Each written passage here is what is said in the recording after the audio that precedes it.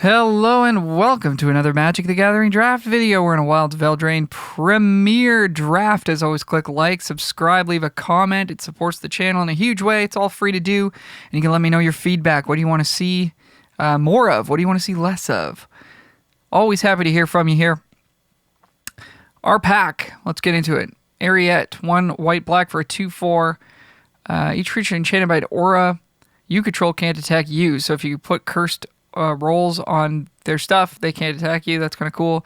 And then you drain them every turn for a number of auras you control. So 3 mana 2/4 is not a great stat line. 2 colors is kind of tough, and needing auras is kind of tough as well. So I think we're gonna not start with Ariette. I do like Welcome to Sweet Tooth quite a bit. 2 mana Saga makes a 1/1, makes a food, then makes your thing bigger based on how many foods you have.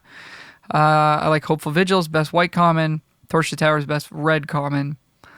Sweet Tooth is better than both of those cards. I think most people are on that page, at least at this point. Uh-oh. Well, maybe we're not going to get to finish our video today, but at least we'll do our draft. All right. So, anyways, we started with a very strong green uncommon. Psyched about that. We got a white-green rare here that can make copies of enchantments. Target enchantment you control doesn't have the same name as another permanent, so we can't copy our Welcome to Sweet Tooth. But we could copy a Cooped Up if you put the I can't remember exactly how you do it. You put the exile on the stack and then you copy it. I think that's how it works. Or sorry, no, you could copy a Sweet Tooth. You could just do it once. Okay. That's kind of interesting. There's also Candy Grapple, which is probably just the card we're taking here. Yeah, I mean, this would be pretty fun to try. Just like getting into green-white's kind of tough. Certainly a lot less good of a deck than green-black, so I think it's safer to just take the grapple. Then you're not forced into any 2 colors in particular. We could move off of green if we want and just play black something. We could move off of black, play green, whatever. A lot more flexibility, I think, in these first 2 picks than taking a gold card. But could be a fun build around, and I respect you if you want to take it there. This pack is, we could have followed up our Yenna with our Hopeful Vigil, and that would have been cool. We could still take this here. I do like Twisted Sewer Witch quite a bit, just as a standalone rate card. It's a 5 mana 3/4 plus a 2/2. If you have any extra rats, it's just out of control good. Some other stuff we could consider here. Return from the Wilds on a splash, or Voracious Vermin is a little bit more of an aggressive black card. I think I'm going to take the card with the highest power level. Also, we have a grapple, so we're interested in it, and that's going to be Twisted Sewer Witch. And our next pack, we could take Glass Casket if we were in green-white. We might still just take it. This pack's quite weak. It's also a Grotto, which I like a good amount. Just helps with the splashes. In this format with splashing, you want stuff that makes any color of mana, because oftentimes you're trying to splash a couple of cards of different colors. Not like super often, but if you're splashing, that happens a fair bit. So playing something like this is a little bit better than Evolving Wilds, where you'd have to include a basic land of each of the colors that you're interested in. I think we will just take it here. Nothing really that exciting. There's a Genealogist in a Glass Casket. Curiosity's kind of fun. Redcap Thief's pretty good. Could be Redcap Thief, I guess, of the non-Grotto cards. But I think it's fine. Just take Grotto here, stay open. See what comes. All right, this pack has a Threadbind Clique as its best card. Stockpiling Celebrant. The green-white thing would have worked. We would have had Yenna, Vigil, Stockpiling Celebrant. That would have been somewhat exciting. We're not on that road, though, so I think we're going to stay open here. So we either take Scarecrow Guide, which can fix our mana, or we take Threadbind Clique, which is just the best card here. And again, this is something where like Crystal Grotto splashes both sides of this, which is kind of cool, right? So even though this is a 2-color card, we actually have the ability to make it pop. So I think we will do this. We may not end up playing green. Maybe we play black-blue. It's a very powerful card to have in that strategy as well. There's an Ice Out that could wheel for us. There's a Spreading Seas that could also wheel for us. We'll see what happens. Ooh, it's really strong pack. Wow, pick 6.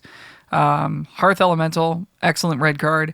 Obira is excellent in blue-black. Baronati is nice in blue-black as well. And Hamlet Glutton's a top green common.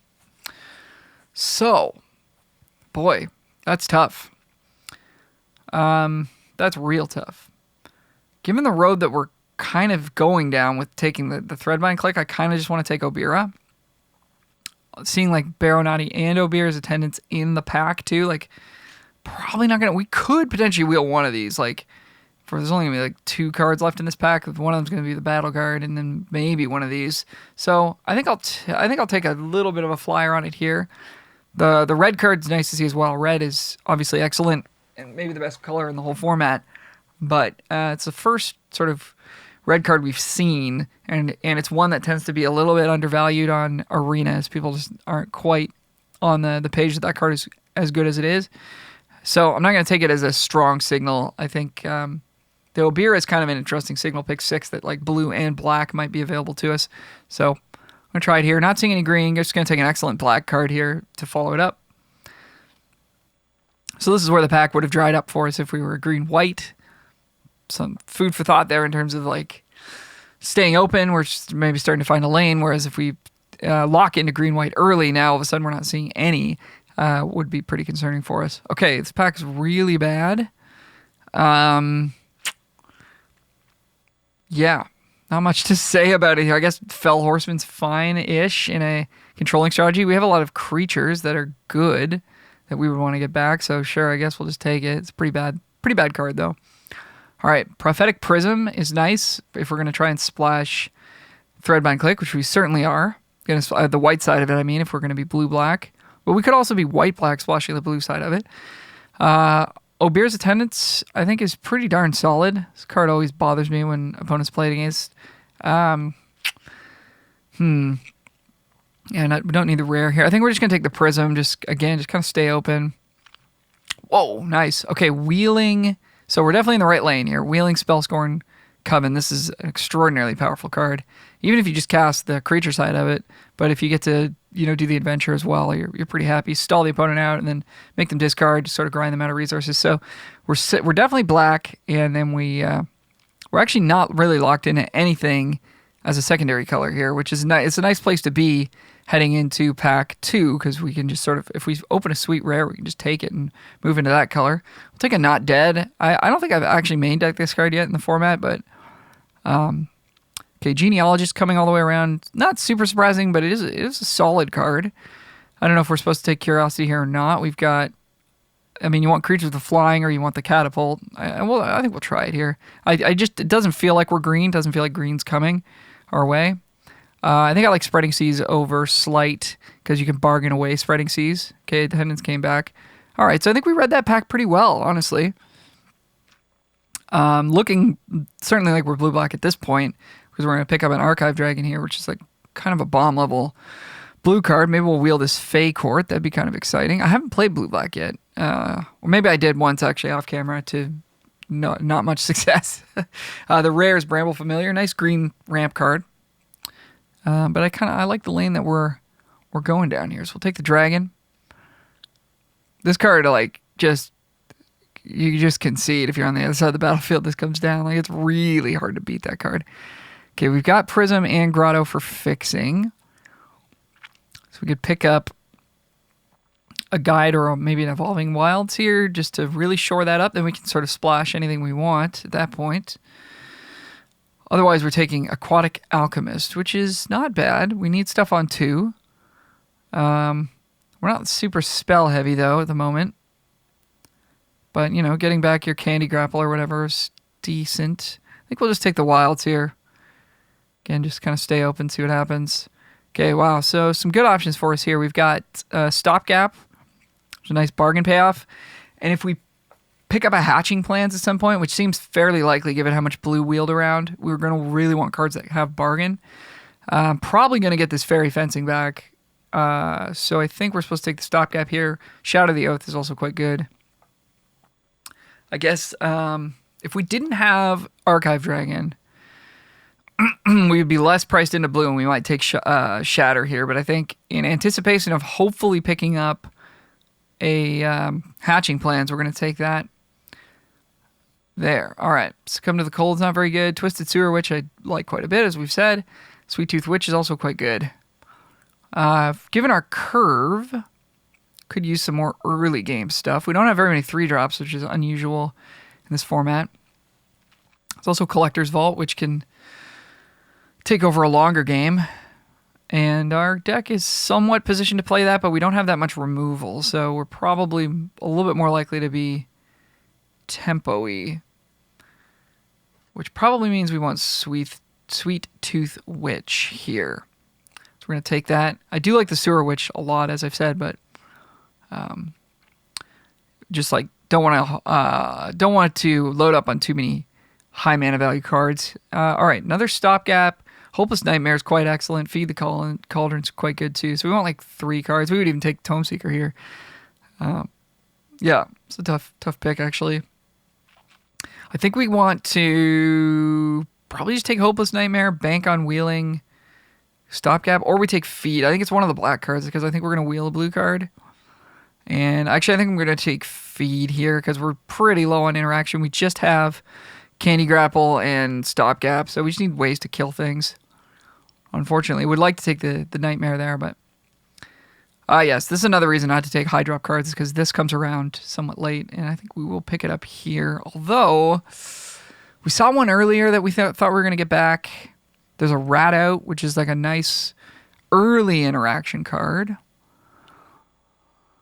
So I'm kind of tempted to just take the Rat. It doesn't do, like, the token doesn't do much for us here, but just being able to kill something early, it's tough. I'm gonna take it. I know we're passing up on a nice draw spell there. This pack has nothing we want, unfortunately. Do we want Freeze in Place? I don't think we want a second Fell Horseman, so take a Freeze in Place. I don't think we're going to play it, though. Okay, Transmuter's pretty nice. We could also splash this Greta. How good is that? Make a food, sack a food. We have another thing that makes a food. I don't think we're playing Sweet Tooth, although it is great. Putting counters on stuff isn't that good for us. So yeah, I guess we'll just take the Transmuter. We're going to splash something. It's got to be like a banger, I think. And I think Greta's just not quite there for me. Okay, we did wheel into the Fey Court. Very nice, very nice. Okay, Scarecrow Guide or Aquatic Alchemist. We did pick up a Rat Out.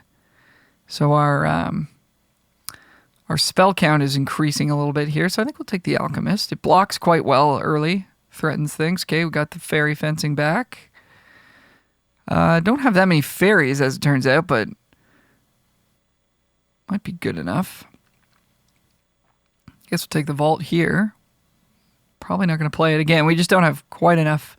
If your deck's like literally all removal, I think the Vault's pretty good because then you just get into a spot where you just need to like outcard your opponent. We could potentially play it, but we're already doing quite well for playables here. Okay, glad we took the Feed. I think, yeah, because we ended up wheeling the Fey Court. And we just need interaction. Okay, this card's very good, Archon. So we could have had a pretty cool green-white deck. I think certainly opened the right rares. We also would have been torn between taking this Sweet Tooth, but in this case we are not. Probably just Picklock Prankster for us here. We need a fairy to turn on the fencing. It's a good clock in the air, blocks well early. It's a spell, it finds other things. It does a lot of good things for us. Feed probably not coming back, but probably one of these 2 cards will. Not that we really need them anyways. All right, Shatter, Feed, the Winter, Crown of Winter. This is kind of the type of deck that would want this, I guess. I've had bad experiences with this card, just in that it just doesn't quite do enough. It's a little bit expensive. I think we might just want Shatter the Oath over it. The days of Icy Manipulator being broken are kind of come and gone. It's also Johan, which is becoming maybe playable for us, but probably just take the removal here. Keep it simple, kill stuff, draw cards, win with flyers. Nice. Grapple number 2. The decks that have... This format to me is a story of the decks that have Candy Grapple and the decks that don't. Like if you have 2 Candy Grapples in your deck is great. And if you have 0, your deck is like really hard pressed to win games, I think. Or like if you're red and you don't have torch, it's a bad time. Bad time. All right. Nothing in this pack that we really care about. Attendance is fine. I guess Conceited Witch is also fine. It's a little pressure. We need a 3. It's a spell for this guy. So yeah, sure. Attendance, I think we're just going to end up with another copy of Attendance if we really want it. Ooh. Whoa. So we got like 3 cards we're interested in here. We want... The Shepherd is interesting just for the -1/-1 thing. We have Rat Out that kind of does that. I'm probably just going to take Obira here. It's just a good, old-fashioned, excellent card. Helps our fairy fencing. It beats down. Shadow the Oath, of course, being the other card that we're interested in. We already have one, so I don't think we're too crazy about the next copy there. I guess we'll take this Attendance. We're probably not going to play it, though. Twining Twins, pick 7. Holy smokes. Okay. Well, we're in the right lane. Let's go. So what can we blink? We could blink Sewer Witch with this. We could blink... I guess that's kind of it. I guess we're not playing Fell Horseman.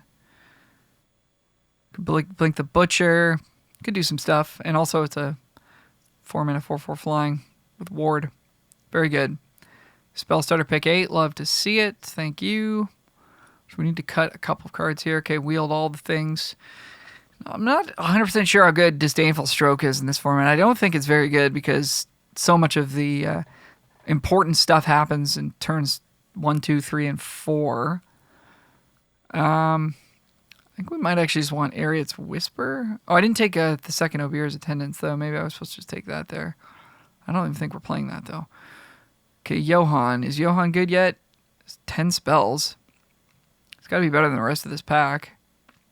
Plus it casts Adventures, so I think we actually do want this. And we can splash it with some amount of ease. We can also splash this Frolicking Familiar. Okay. Fun.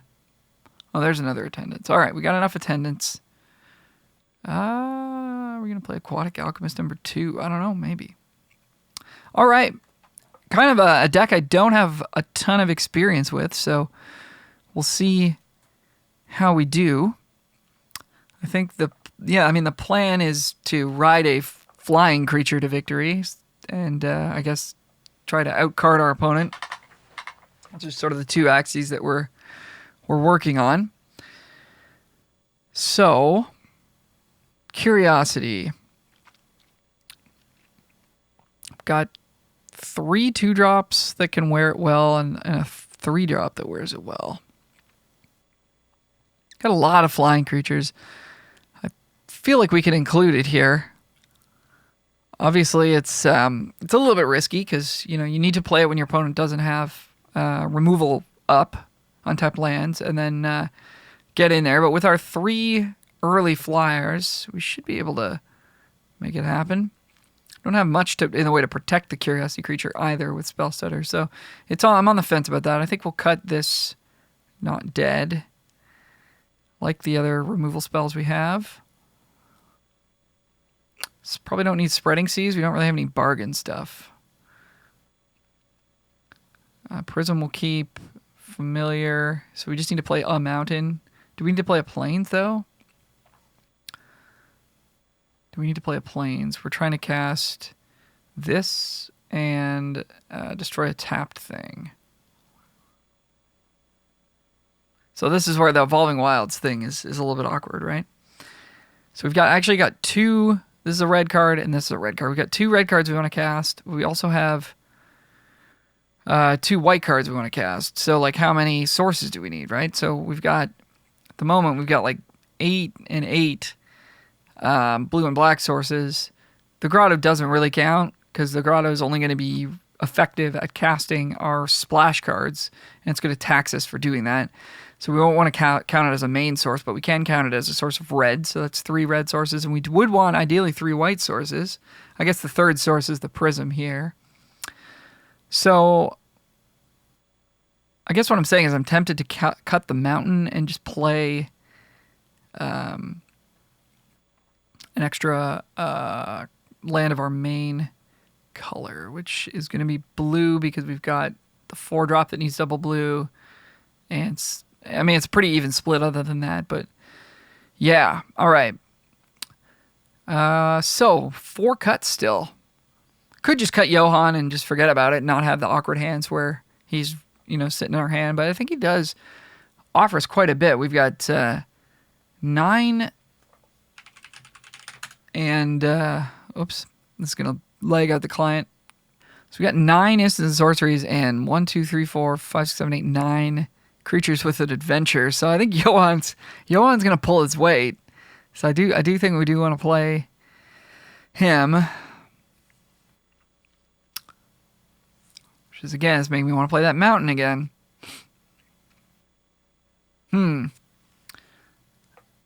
So I guess like the witch can go. It's not really doing anything. We're not bargaining. Don't really want to cut an adventure creature, although we could cut maybe the attendants. It's a fairy, which matters to some extent, but we have 7 already, so we should be pretty good.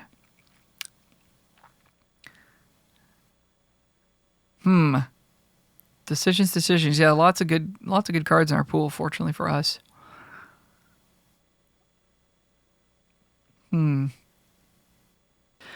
Right, so after much deliberation over here, I'm going to cut Curiosity for the reasons we said before. It's a little bit risky of a play.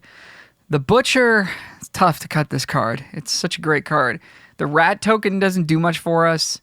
We're not going to have a lot of stuff that we want to sacrifice to draw. And the Menace, I don't think is going to matter too much either because a lot of our stuff is flying. So we're gonna make a tough decision there, and we're gonna make a tough decision here. Cut the Sewer Witch for kind of similar reasons. It's not really doing anything that jives with the deck. The Rat doesn't block that it makes. And for our 5-drop, I think we want something that blocks, or our high-drop Archive Dragon comes down. This blocks. Tendance blocks. Fairies are important for Obira and fairy fencing, so I want to keep all of our fairies. I want to keep all of our adventures for Johan. And I guess the last question is, do we want to run an actual factual mountain in the mana base? Actually, this makes our mana slightly better too because we don't have a double black creature. So another pro for cutting these Sewer Witches. Sad as I am to cut it. Are we going to run a mountain? I think we're not. But we'll see how that impacts our games. See you for round 1. And here we are for round 1. We're on the play. Got a nice little hand here. Great 2-drop creatures, some interaction. Decent 4. If we find the splash for the white side of it, we'll be sure to use that as well. All right, our opponent took a mull to 6. We'll start with a swamp. Maybe we get to rat something out here on turn 1 if they're an aggressive deck.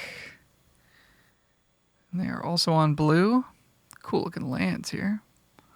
Very nice. All right. So, first of all, we're going to play the right land. There's actually a lot to think about here. Obira has Flash, which means we could hold it up until the end of their turn. But we're going to play it on our main step because if they have a counterspell, then we don't want them to pass with 2 mana up and then we wasted our turn. If they kill it, it'll likely be with something like a Candy Grapple, which is an instant speed removal spell anyways. So they could go ahead and fire that off at instant speed as well. So situation there where I think you always play the Obira on turn 2. Now, if we had a counterspell in hand and they weren't playing blue, we might consider a different line there. But even still, I think you're pretty likely to just run it out because it is such a powerful 2-drop. Now, if we had a counterspell, we could hold it up against removal here. Of course, we don't, so we don't get to do that. But looks like our opponent's got the torch. Or not. No torch. Or maybe. Okay, no torch. And, yeah, I mean, we don't have anything we can do this turn. Unfortunately, we'll have to wait till next turn to cast another creature. Opponent's going to make a treasure. We do have the grapple to take care of this if they play this on turn 4, which they could do with their treasure mana. 3-color. Ooh, glass casket. All right, that'll do. That'll do. And we will go ahead and just play out our 3/3 flyer. See what this can do for us. Oh no, is this getting countered now? Wow, it is. That's gross. Okay. Fair enough. So, yeah, I wasn't really thinking about the treasure there, having the counterspell potential. We could have played the transmuter instead. But, I mean, transmuting this giant is not the worst. Here's our awkward Johan. Transmuting the giant's not the worst play in the world. We could play Alchemist as well. Nothing to get back yet.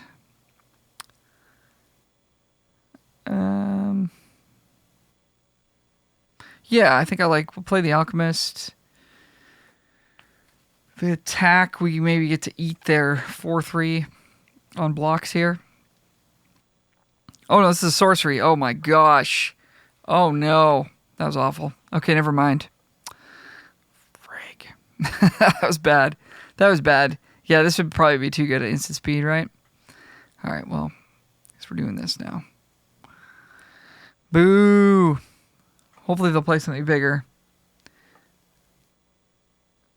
that we can transmute. So they have a pump spell here. We still have blocks. We might consider doing that. Looks like they're not going to use it if they do have a trick.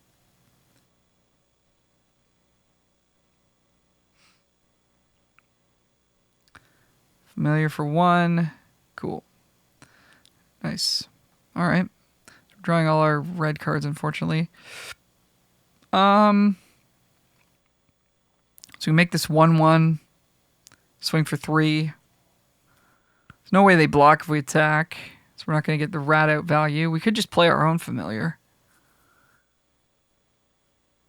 Attack and play our own familiar. I don't hate that. And then the next turn, if we get to use this transmuter for something actually useful, then... I mean, we could transmute rat out, right? We don't get double pumped for that, though. So, yeah, I think we'll play the familiar first. If they block here, we're like super happy. There's no way they're doing that, though. So we'll play our own familiar. Try to get maximum value out of this transmuter. Hopefully they play like a creature that we actually want to transmute. If not, we will use it on this familiar, I think, next turn. Because it, does make it smaller. It's a 2/2 flyer. It's no joke. It's a clock. Looking for our red source here. We got 3 of them in the deck. One with an Ice Rot Sentry. Pretty good one.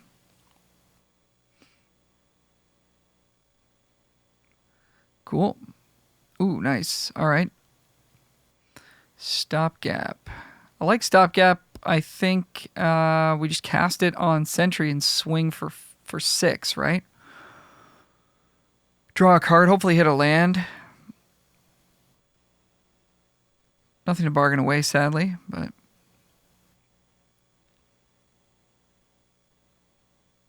Bounce draw. Okay, Archive Dragon will be good if we ever draw any more lands. These two are doing a nice little job of just punching here. Punching pretty hard with spells in hand. Opponent's going to scry. We want to draw our own Crystal Grotto, of course, then we can cast Johan. Scry to the top. And replaying Sentry or something else. Let's see. Curiosity, that's pretty good. And they can also replay Sentry.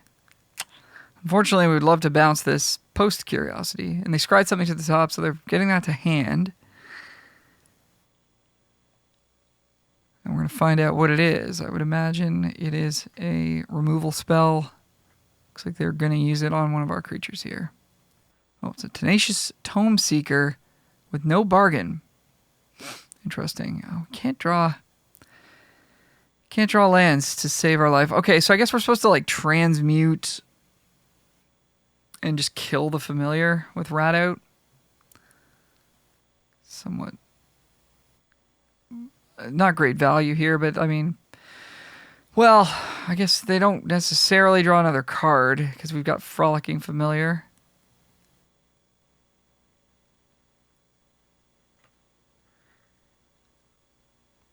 They can trade off with Tome Seeker on Alchemist. We get in for 4. They go to 7.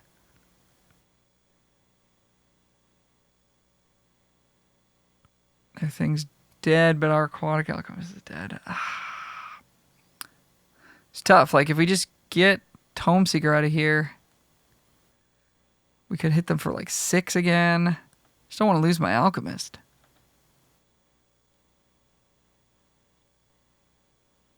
I guess what we could do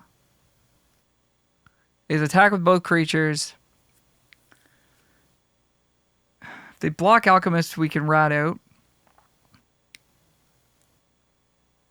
If they don't block, we can rat out the Familiar and then transmute it after, because it'll have... How does that work? It's not like it's not the same as damage, though. Oof. So what happens if it has a -1/-1 and then it becomes a 1/1? I actually don't know if that works. I don't know if that works. Shoot, and I moved to combat, so now we're kind of stuck here. I'm thinking that doesn't work the way I hoped. So, okay, so different plan then. Maybe we just get in with the Alchemist.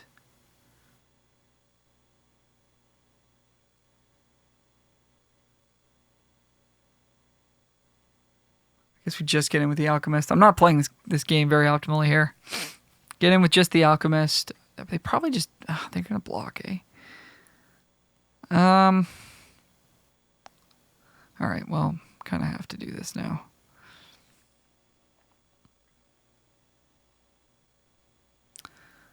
So this didn't really go. This didn't really go very well for us. I do think we're going to use this as well, so they don't get to a free attack here with this thing. And then hopefully next turn we'll just draw land and we can shatter something and get in.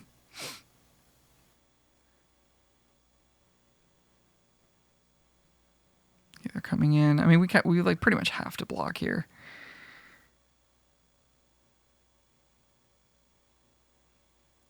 Hope they don't have monstrous rage.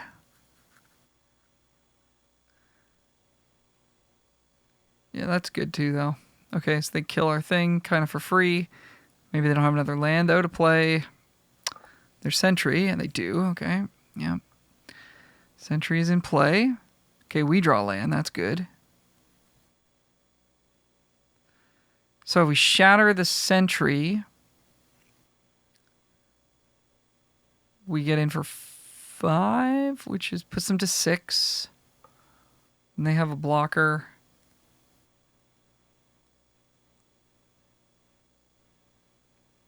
Or if we just kill the Familiar, and they're still going to have a 2/3. We get to attack for 3. They take it. They go to 8. Then they play a 3/4, and we have to figure out how to deal with that. Not a great spot for us either way here.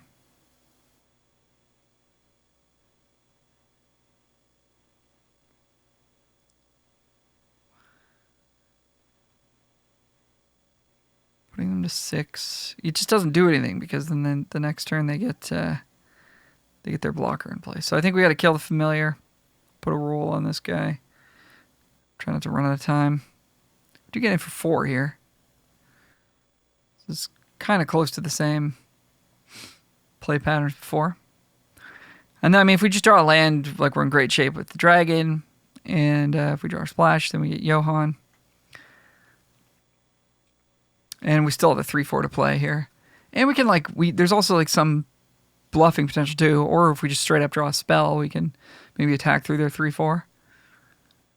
Their grapple would be pretty good. So they just get in for 2 here. Probably not going to spend the mana. Yeah, just 2. Okay, 3/4 flying.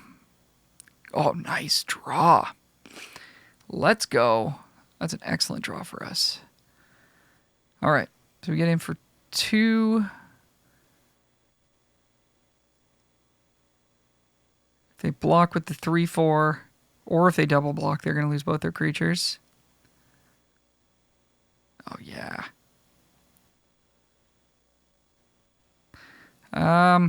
Single red.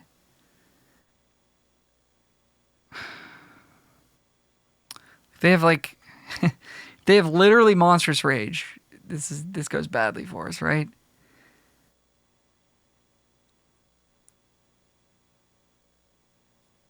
So are we supposed to sacrifice the rat here?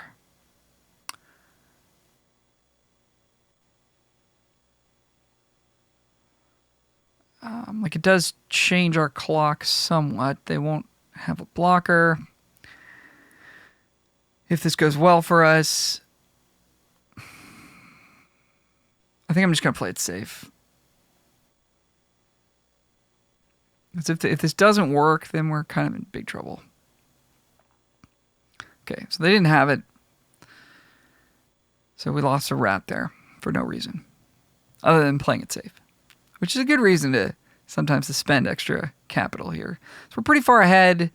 They're now pretty far behind. If we draw like any land, we're in pretty good shape. We still have a transmuter to play.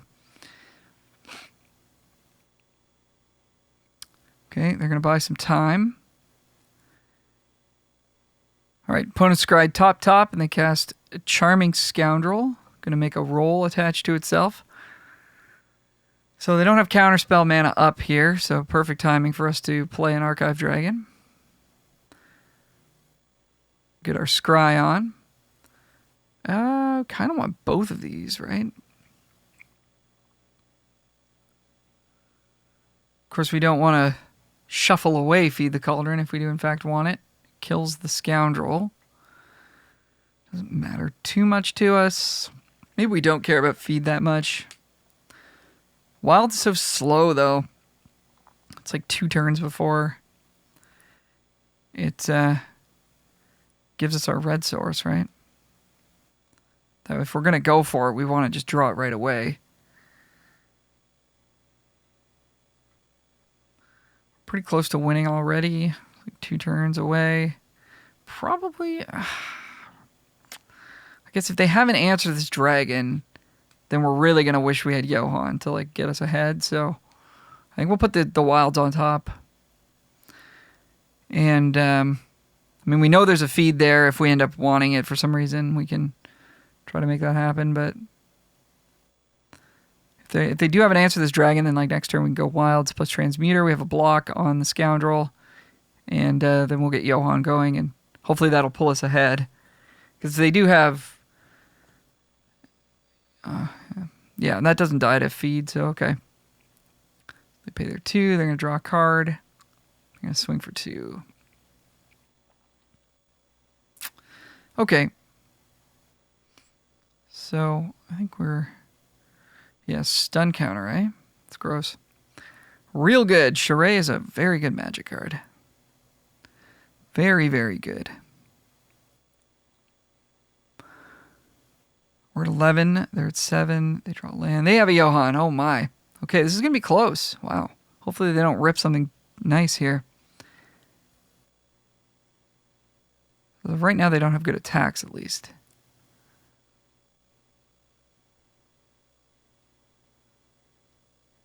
Oh, wait a minute. Why am I thinking that Wild... we're not playing a mountain. Wilds can't do anything for us here. I still had in my brain that we had a mountain in the mana base, and we definitely don't. So that was bad. We should put that on the bottom. Definitely should put that on the bottom. Okay, so luckily I remembered that, so we can decide if we want to keep Feed the Cauldron on top. I believe the answer to that is no, because it doesn't kill any of their stuff. So we'll shuffle it away for some value, I guess. It was a pretty terrible game, just littered with mistakes. Definitely not a mountain in the deck, yeah. Terrible. Okay. Let's rip a grotto off the top here. That'd be pretty cool. Twins. That's pretty good too. See if we can get in there with the dragon. Looks like the dragon's going to connect here. All right. Play a 4/4 flying. Now they've got 2 threats they have to deal with. And then hopefully this will just be enough to get it done, despite my questionable gameplay we got through. All right, on to the next. So as you can see, these blue decks require a little bit more decision making than some of the aggro decks. Like our hand, opponent goes first. So yeah, we'll keep it. I guess we'll just see how much pressure we're under if we want to prank or not. Free the Fae. Probably just cast it as a 1/3. Mill 4. Get an instant sorcery or fairy. Then we're taking damage. What are we doing on turn 3, though? Kind of nothing. So maybe we do just take 2 and try to get a little card advantage. Opponent's playing a mid-range deck. Don't really want to grapple this thing.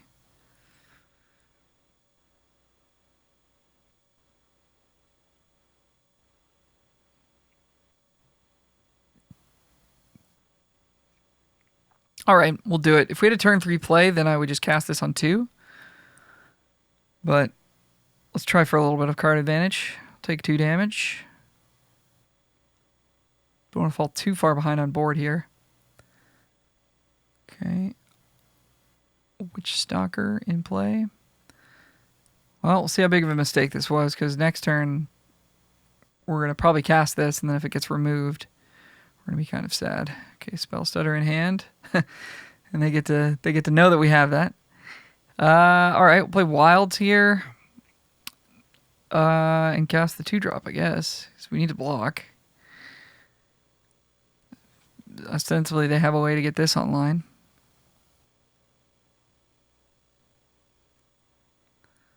And turn 4, we've got a few different options available to us. In for 2 here. We'll block. If they've got a trick, that's cool. Get it out of their hand. Could be a rat out. That'd be kind of good. Butcha. All right. Make a rat. Yep. Very nice. Okay, good little board for our opponent. Let's make sure we crack our Revolving Wilds before we take our turn. Grab a swamp. Okay, we got Obira, Grapple, Spell Stutter. So we probably don't want to cast Twining Twins, right? I wonder.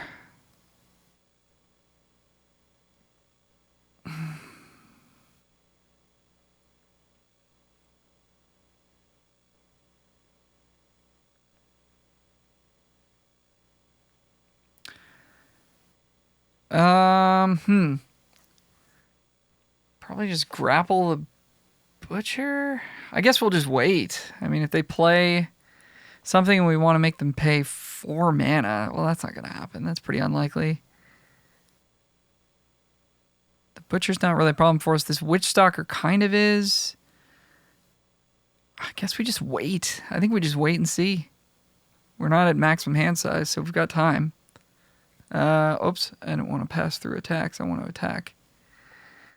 Because we've got Vigilance here. Nice little ability on the Prankster that's off forgotten about. All right, get in for 1. Opponent's going to crack. They know we have Spell Stutter, so they're going to play their spells in an order that best suits them, given that information. It's like I don't want to just play Twining Twins and have it die, right? Okay. 2 guys coming in here. We'll just block. Take 2. That's okay. We're at 18.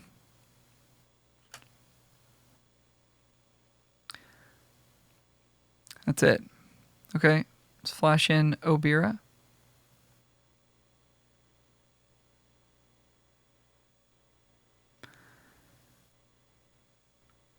And, I mean, we're going to make a similar play next turn, I would think. So do we want to grapple here?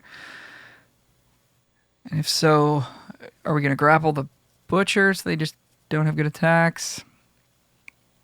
We still got the twins. Like, we're going to have Grotto plus twins plus Stutter up. So I'm not getting a 2-for-1 here, but I think it's still worth spending our mana and trying to control their board a little bit. They have an instant speed spell here. Fair enough. All right.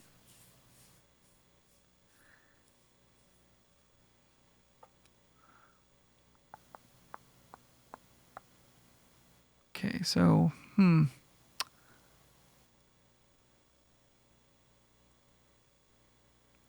next turn we're going to want to play Archive Dragon.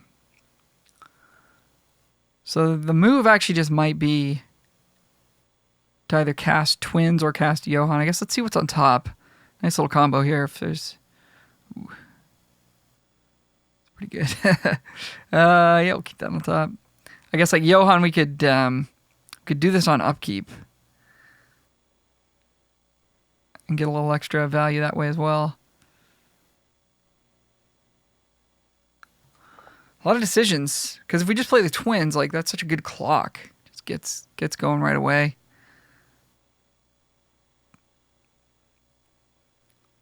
Yeah, but you should probably just do this. Not overthink it.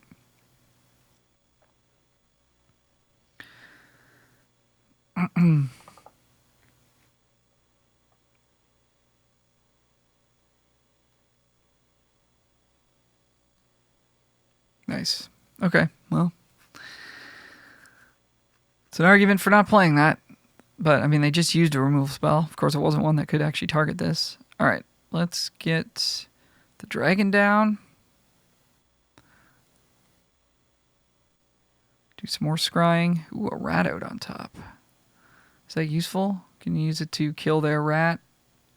I suppose. It's kind of like free off of Johan anyways.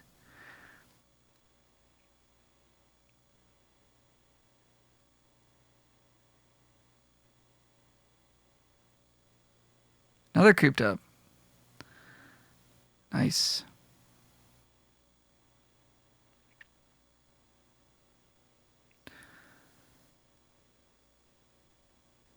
Oh, it's not free off of Johan because we already drew it.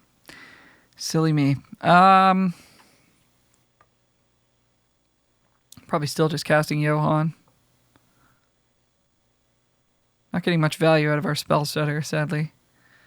This prankster's doing some work for us, though.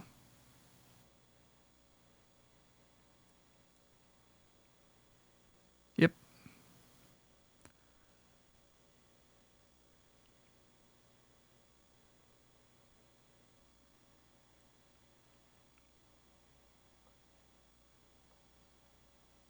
So, probably time to use Threadbind Cleek on, I guess, the dragon, right? Get the cooped up off of it while they don't have mana to exile. Could hold the swamp in case they got Hopeless Nightmare. See that being worthwhile. Let's see. Oh, no, that's Twining Twins that does the blink, not Threadbind Cleek. Jeez, where's my brain at today? Alright, so we actually don't really have much we can do. I guess we could just cast this as a 3/3 flyer. That's probably our best option. Our opponent is maximizing the value of cards in their hand, that's for sure. We have not had a good exchange with them yet.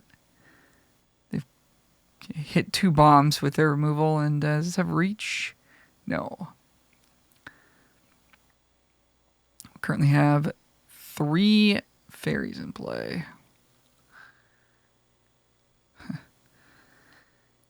I mean, pretty hard to not want to counter this, right? But whatever's in their hand is probably better.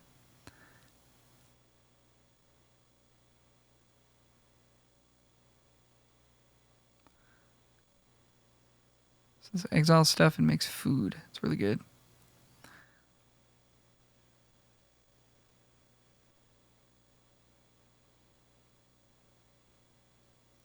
Okay. We have a clock, but they got lots of time.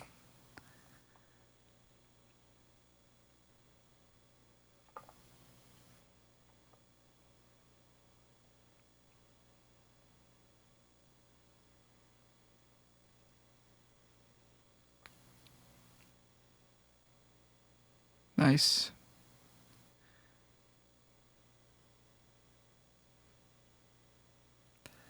Yep, we're in trouble here. And they've got food to block, or food to prolong this game. Well, we'll take this first hit.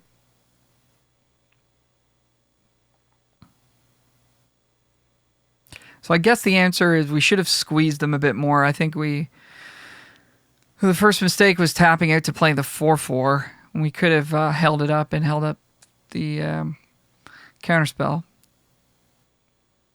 Because they're actually in better shape than us at this point now. Okay, let's draw something good. That's pretty good.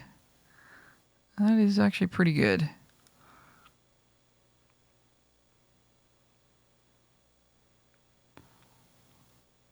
So we can... Whenever this attacks... I mean, they still got to make a food. We stall them a full turn of getting to attack with the Witch Stalker, which is kind of interesting. Or we just play the Attendants and we have blocks on things. I don't know. Are they going to have another removal spell? I feel like if they did, they would have just used it there. I don't know.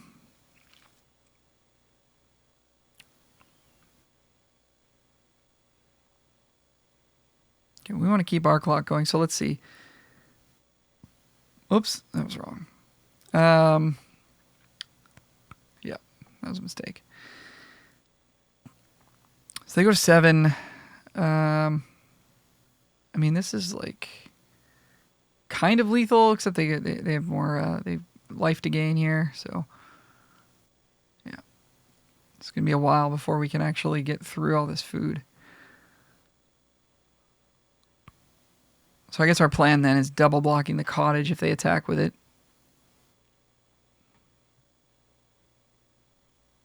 Okay, cottage is being animated. Oh, and they have like a fight spell here? Yeah, jeez. Okay. Well, I feel like I punted this game away somehow. I mean, it seemed like we should have been able to win given the cards that we had and the cards that they had. They were able to remove our things and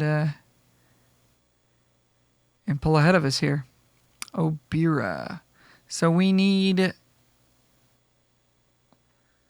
So, I mean, yeah, like, again, like, if I just held that thing back, we would have probably intercepted their removal spell and prevented them from attacking. So I guess I was supposed to do that. It just didn't seem clear to me at the time that was the right move. So we can swing for 4, but then we're dead. So we need to, like, double chump, I guess. I guess we have a double block with Obira. So we'll attack just for 1 here. But they also can come in with the visitor. So we are probably just dead. They may not do that. Oh, yeah, okay, cool. Sure. Also that. All right. Yeah, I played like pretty badly that game and the previous game, so hopefully I can shape up for the next. Okay, we're back. We go first. Don't have black mana. Kind of a problem, so I think we're gonna mulligan. The hand is a lot better. Yeah, I mean, we'd like to keep all of our lands so that we can cast Fake Orb, but I think it's realistic to just put an island back here.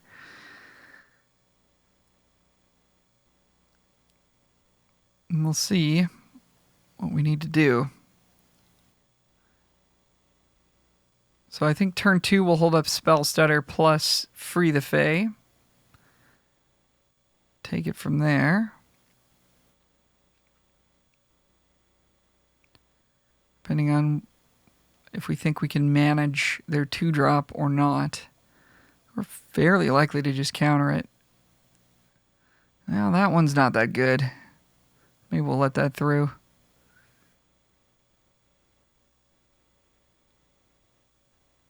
Try to get some value here. Oh yeah, we'll get some value for sure. Probably should pick up a Twining Twins, I guess. We're still a land away from being able to cast it. but it's the most powerful card there, I think. I think it's better than Stopgap. Grotto's nice. Grotto's nice, so that enables the twins. So we can cast Prankster and put a roll token on it. I guess that's what we'll do.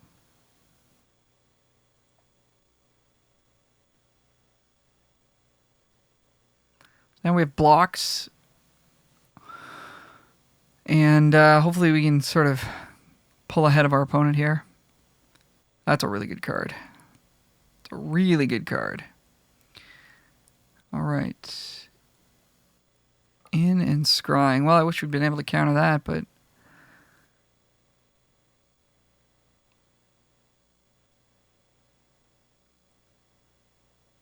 yeah, we didn't get to. Okay.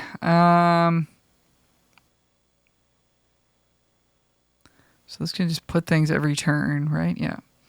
All right. Well, we'd like to hold up Stutter this turn. They still don't have very good attacks. We do want to draw this land.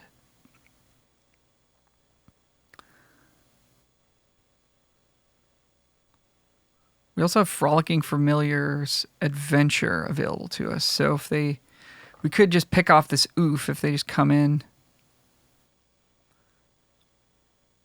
I can put it on itself too, eh? That's so good. Man, that's good. They're going to get in with both? They are. All right. Well, at least we have an opportunity to maybe kill this Spellbook Vendor.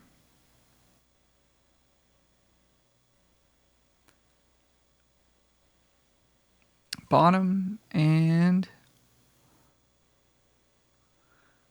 bottom. Getting that full scry value.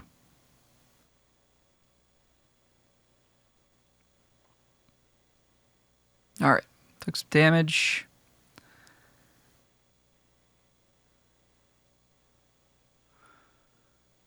Okay, let's try this.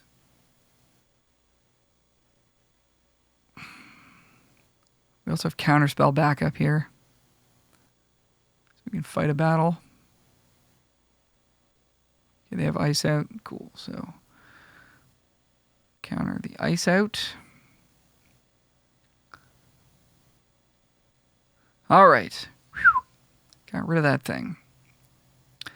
Now the question is, do we play the twins or do we just play into the Fey Court? I think the answer is usually develop your board first.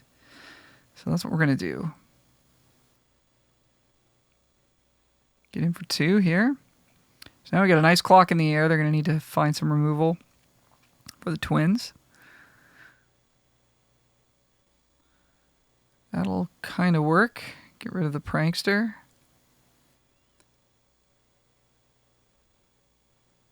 So we can use its adventure again, right?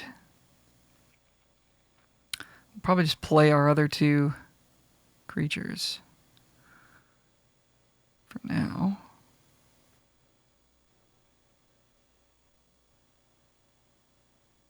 Oh! Only once each turn, though. Okay. Yep, forgot about that. I guess this just works all the time, though. We'd have to remove it. But I forgot that. So that just works on anything, not just the creature that exiled.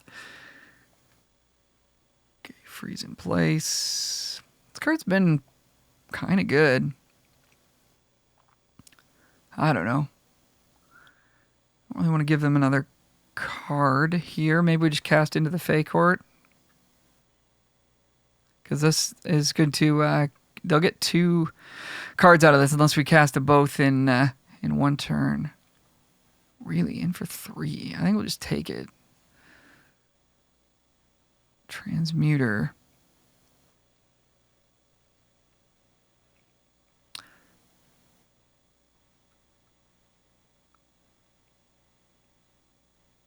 I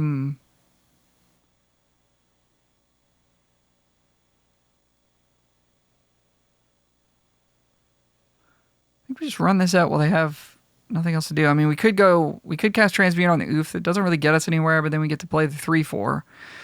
We could take them for 5 down to 6, and then we've got 7 power on board they have to deal with. But then we don't have like a way to get our stuff through. So this way, if we Cast this is deal them 5 down to 6, and then we still have 5, but then we can make it 6 and tap their blocker. So I think I like doing it this way. 1, 2, 3. Ooh, too bad we didn't hold up a single blue. We couldn't, but if we could have, that would have been nice. All right. Opponent's at 6. We have lethal. Maybe. If they decide to attack with the oof. They don't. That's smart. No, we still have lethal because our Conceited Witch has Menace. 1, 2, 3, 4, 5, 6, 7, 8. We could also cast Shatter this turn. So, okay, the opponent's just going to scoop it up. So you can see us plotting to remove one of their blockers, and they don't have an answer to that. So there you go. Next game. We're back on the draw. Good hand here. Keep it. Probably just Obira on turn 2. And we may get to do some ratting out, depending on what our opponent has here. Yeah, that's not going to do it.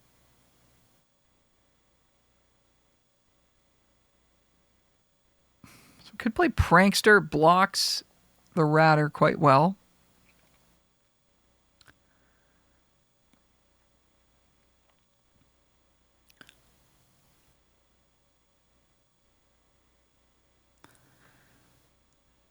And then from there, I mean, I guess we just like hold up the Coven. It'd be nice to get Obira down right away since it represents quite a bit of damage.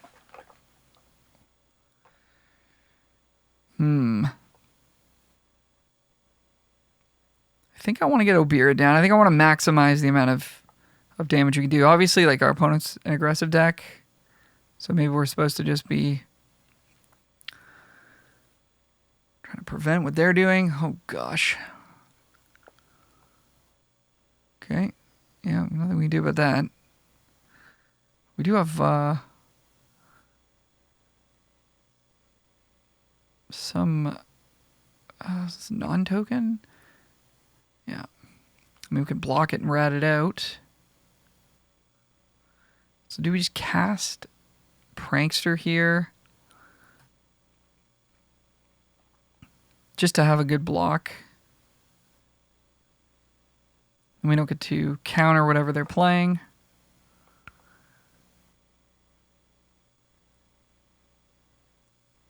I think we still just want to have a blocker.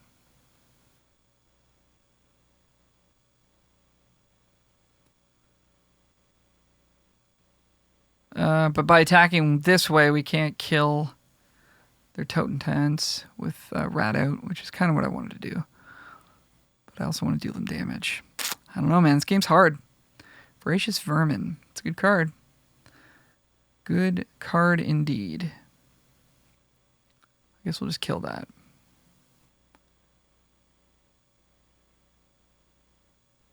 Huh. They're playing around Rat Out. Very nice. Well, we will Rat Out here. We're going to get a token, which is annoying, but that's life. Okay. So we can stall them a turn with Spellscorn Coven by just bouncing whatever they have. Or we can just play it and make them discard and have a bigger board. This is the thing. This is where I don't know what you're supposed to do. This is the cool design part of the set, too. Is like it's not always correct to just use the adventure side of everything, right? I think we're supposed to just play it out. I think we're supposed to just play it out. But I'm not sure. So if we do just bounce something to their hand, they don't have great attacks.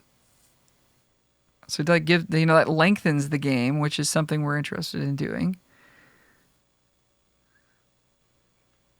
I feel like every time I didn't play the adventure side in that previous game, I was wrong to not do that. So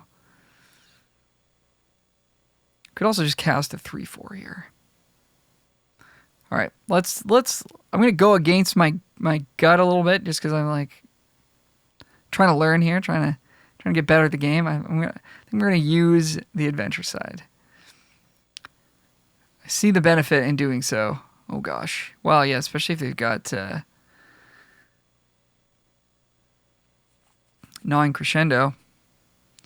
Even if they don't, though, that's a pretty good attack for them.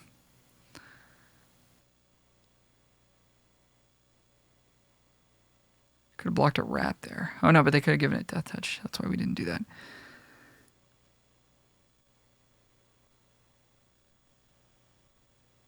Take that back. Take it back.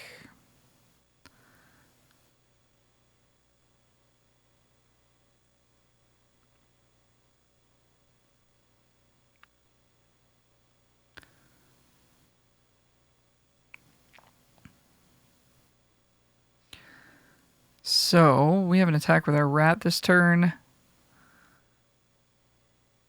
We'd like to cast Prism so we can cast Johan.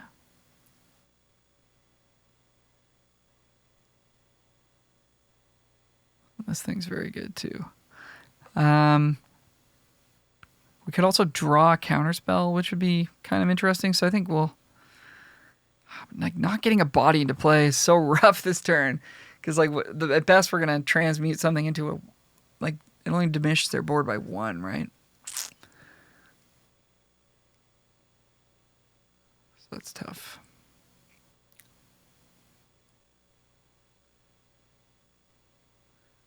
I want to have actually something that can block. Okay, yeah, I think we're just going to cast this then.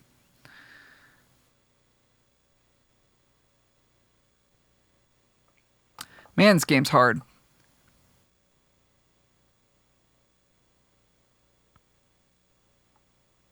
So Johan has been awkward. I will admit that. I'm not sure if it's... Maybe it's not supposed to be in the deck. / maybe we're supposed to be playing a mountain, because every time we draw Evolving Wilds, I just want to get a mountain with it. All right, here comes some rat action. We're gonna take 2. So obviously they can give it Death Touch if they want. Something to be said for like blocking with the Prankster and making them use their mana, but the Prankster is getting in for damage right now. I think it's going to be an important part of our clock.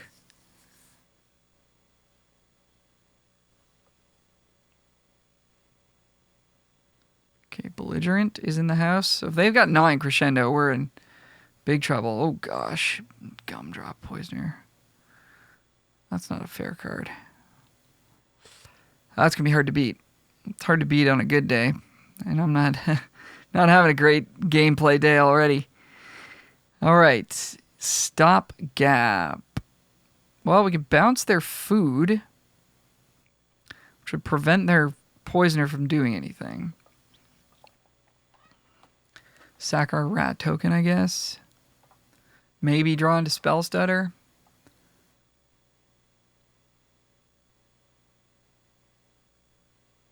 That all sounds pretty good to me.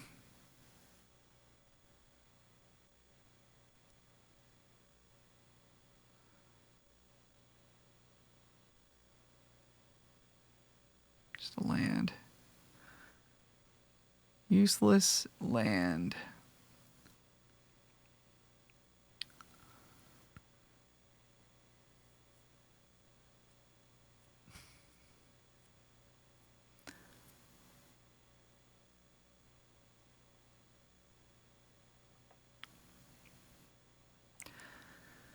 Not feeling good. Not feeling good feelings here. Seems pretty likely that they're gonna find a way. We have 6 power plus a fairy, so we have lethal, kind of. Okay. Witch's Mark. It's pretty good. And then they just play one other thing and they get Menace.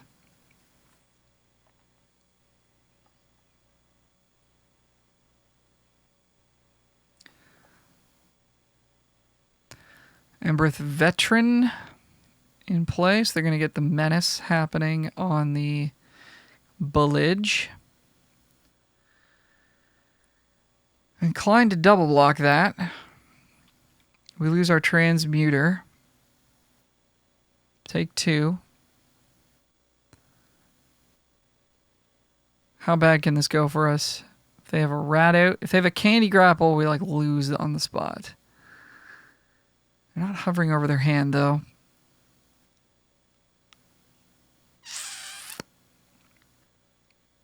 If they've got rat out, it's not the worst thing in the world, right? Because they deal 5. They just kill the transmuter and they keep their belligerent. I mean, it's bad, but it's not. So yeah, it's candy grapple that really gets us here. Based on the way they've like tapped their mana and done everything, I'm gonna go for this. Plus, like if we just take 7 here, we're dead to so many things. It looks like we're just gonna lose transmuter. Yeah. Okay, that's fine. That's as good as I can go for us. We're gonna take 1. We're still in big trouble though. Grotto. So what has to happen here? If we were to Johan, and we were like able to rip a grotto or a what's it called? Candy grapple off the top, that'd be pretty sick. Or like an adventure creature. That's probably the move we have to make rather than playing Spellscorn Coven, I think. Because we're pretty not like super far behind, but if they find removal or anything, kind of, we're in trouble. So that's a nice one. That's a nice one to see. And we could also scry something at the bottom. So I guess we'll hold on to this because the scry will actually help us with the Johan. Okay, I like where this is going. Opponent has something here. I think we're supposed to attack. Try to like end this game because then next turn they're dead. If they aren't able to kill us or kill one of our creatures this turn. So I think we got to put them in that spot. Otherwise we're just giving them more and more draw steps to find their 9 crescendo or whatever they're looking for. Combat trick, burn spell. There's not really any burn spells. Oof, that's a beating. Twisted Fealty on Johan. Nothing we can do about it, unfortunately. But we'll have to do some math here. So let's say we block here. 2, 3, 4, 5, 6, 7. So we could give this -3. And if they don't have anything, we just win. Oh, no, no. No, we clicked through. No. Okay, so we're dead.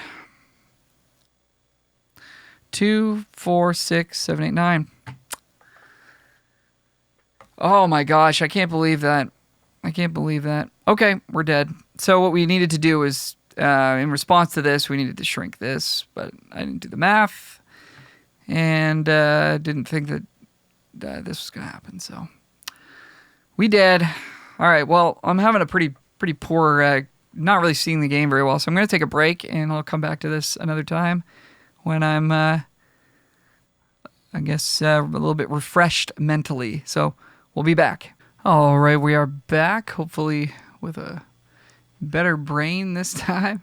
We go first, 2-lander, removal spell. Oh, it's a tough hand to keep.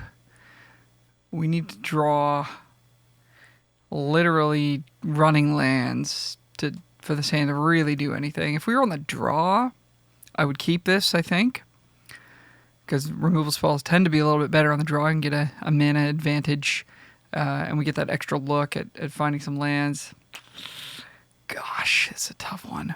So we have both our colors at least, and if we draw land 3, then we can feed. But I think we got to put this back, unfortunately. This hand's a whole heck of a lot better. This is excellent.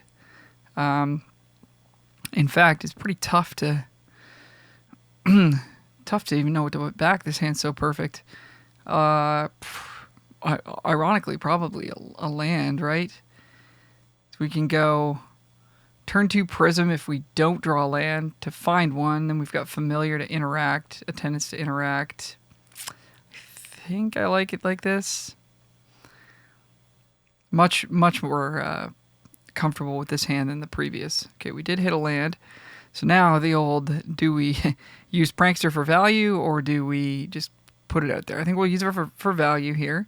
Our opponent's on green, which means they're probably not that aggressive. There's always that tiny little bit of value you get from doing this too, where they think you might have spell stutter. Okay, we whiffed. Oh no, we didn't. We get a removal spell. That's excellent. So I thought it was fairy only for a second. Okay, that's great. So, what are we going to do here? We can just pass and coven them and try to find more lands, or we can get Picklock Prankster on board, or we can cast Prophetic Prism and hold up Familiar. We can probably just coven them, just try to get more card advantage, get some... Okay, it's a good card. Try to buy some time here, try to hit some land drops. Alright. Not the most ideal one, but we'll take it. Prism. So we can cast single red, deal 1 if we want. We'll pass it back. So opponent's also on control, so really important that we try to maximize our card advantage. So things like Spellstore and Coven that take a card out of their hand and stuff, that's really nice for us. Going to fetch a swamp, I believe. Again, probably would have just gotten a red source here, although we don't need one with Prism. Fairy Fencing's not bad. So probably just cast Coven here. Get some value.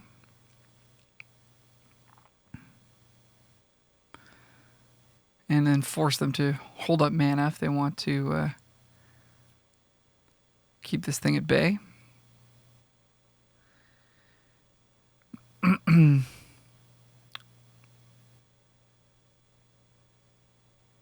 Oh, nice.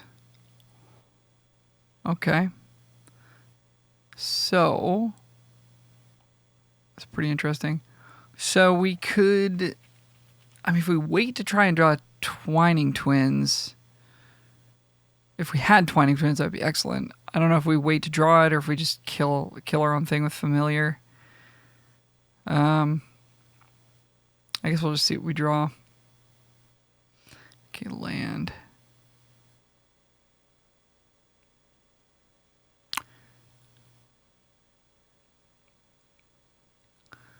Yeah, probably just get rid of this. I don't think we want to take too much damage. Nice kind of window for us to just cast Obir's Attendants, though.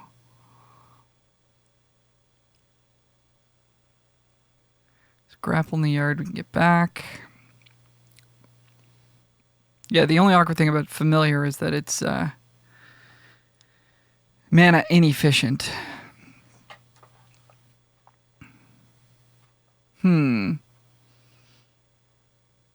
I guess we're hoping to play a long control game. We just need to get rid of this thing.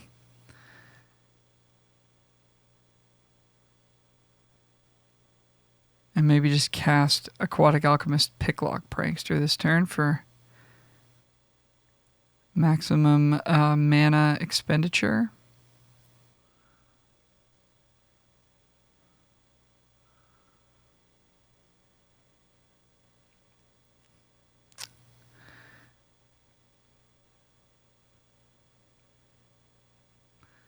At least we didn't have to spend an entire card to kill our own thing. Okay, Fairy Fencing deals with that. Straight up. And then we get in for 3, 4. Minus X. So we have to pay 2 mana. So again, a little bit awkward on the mana front here, because we would like to cast this Attendance if we could. I mean, we could let them block it. Alchemist, that is, but then we don't get the damage in. But then we do get to cast the Attendants.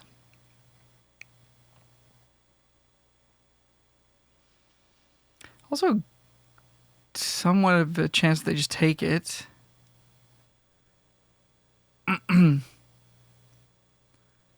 Yeah. Okay. I think we're fine with that then.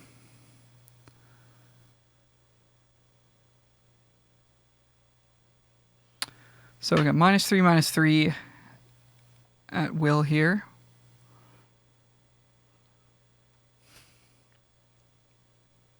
Make a monster roll.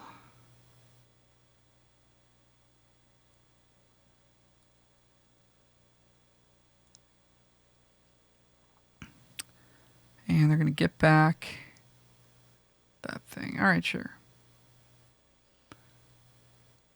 Probably not attacking here. They are thinking about it. So does that mean they rat out? No. Okay. Take our turn. All right, so they're going to tap our attendants. If we put a conceded witch token on the prankster, it's a 2/4. Which means it will kill with the help of the fencing, as will the alchemist. So we have nice attacks here. I'm going to spread the love out here because of the crown. Imagine they're going to tap attendants. Now, if they do have rat out, we still will be okay. Oh, they don't have mana anyways, so it's fine. Okay. Blocks. All right. Do we fence or do we grapple here? Suppose we just fence. Control fairy. We sure do. Pay X = 0. Confirm. Target you. Pay a black. Okay. Tracker down. And let's go with familiar. All right. Not doing too badly here. Opponent's got some stuff here. We've got flyers, so they're going to be relying on their crown to hold back these flyers. Oof, nice. Okay, well, that's a card you play when you have trouble dealing with flyers. Makes sense.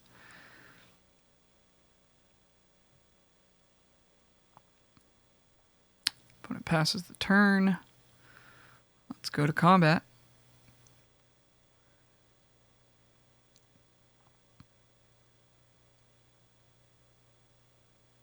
Probably tap Frolicking Familiar. Yeah. I think that hedges your bets pretty well. We're pretty unlikely to play a spell on this turn because they've got nothing going on blocker-wise. Okay, pass it back. We've got Obira at the end step, which will mess up their clock if they're sort of counting down turns and stuff. All right, Werefox is inbound for our opponent. And they're going to pass to us. We're going to Obira it up here. And we don't even need to grapple.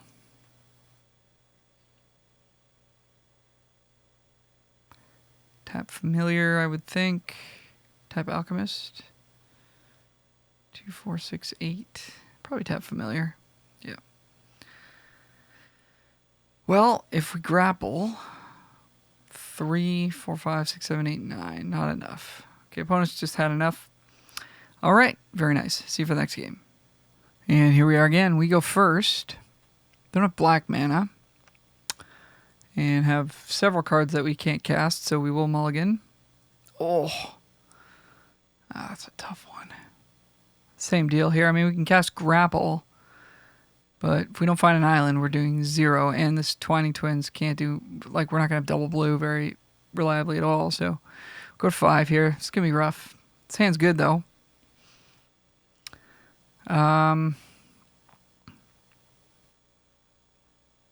Kind of want Prism, but probably got to put that one back.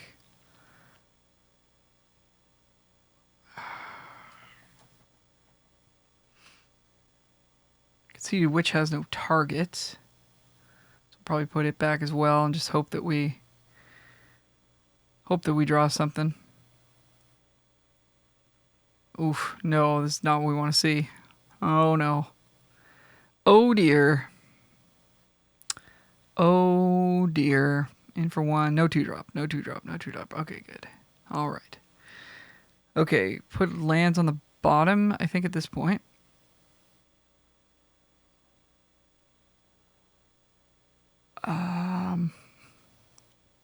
Geez, we're pretty far away from casting that. That's a 6-mana spell if we don't have double black, right? Because we have to use Grotto. I think we'll put that down there. We need to keep up pace with this opponent.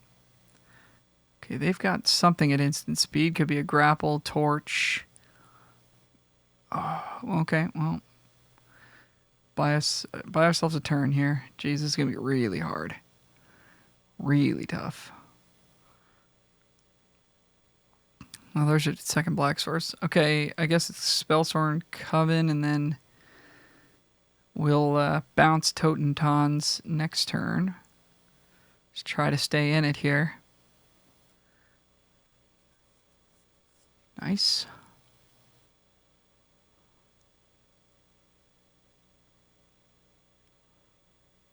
Okay.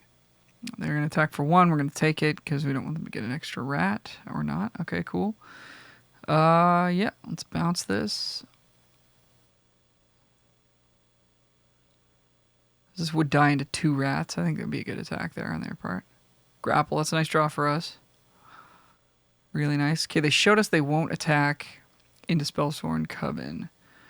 So I guess we'll forego 2 damage to hopefully prevent 1. Because again, we need to stay in this game as long as possible. They decide to attack this time. Okay, good. So that actually worked. Wow. Nice draw. Really nice draw. Yeah, I guess we just cast it.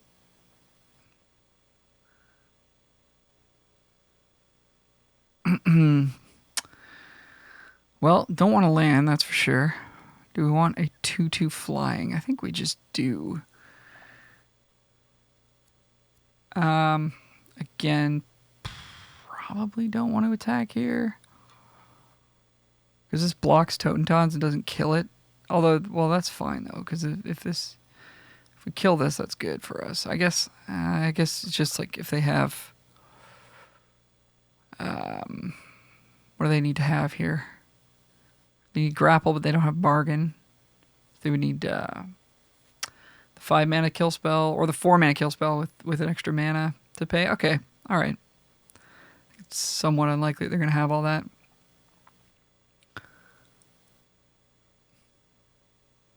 They're going to kill their own thing to make extra rats. Okay, they have 3 rats.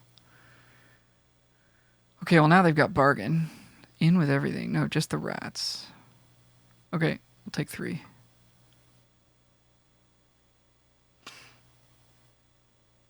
Mountain.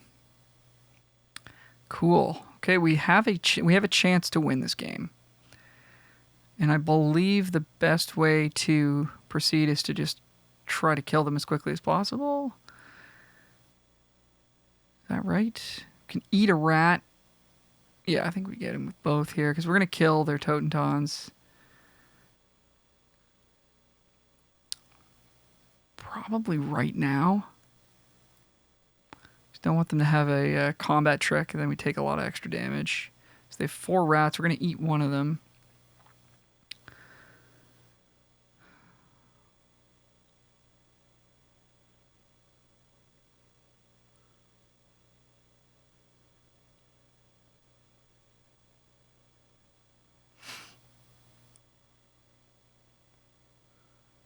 Don't want to see Monstrous Rage here.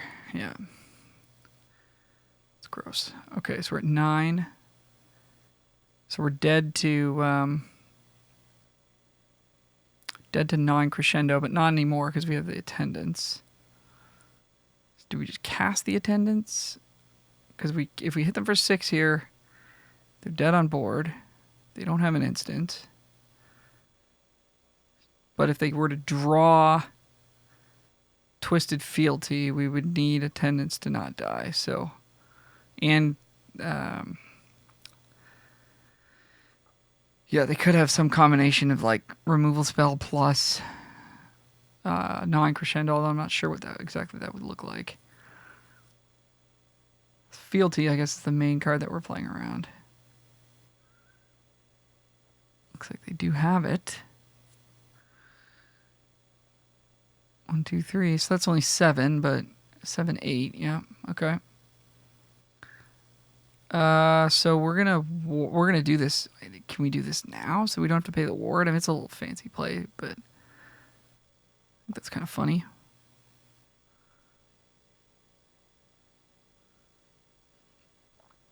Taste it. Take our 06. We're still dead to Gnawing Crescendo, but they don't have the mana for it, and they scoop. Hey, we actually played around Fealty properly that game. All right.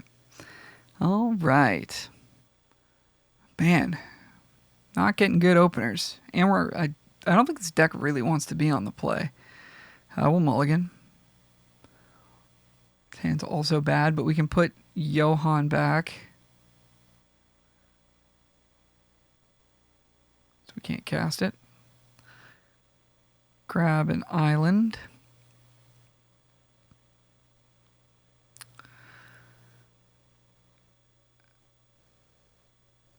And I mean, at least we've got a mana advantage here with the Spellsworn Coven kind of wants you to be on the Spell Scorn, I should say.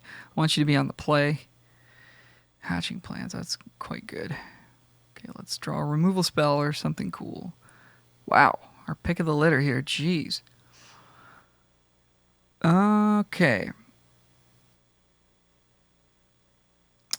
I mean, all of these cards are good. Probably just take a grapple.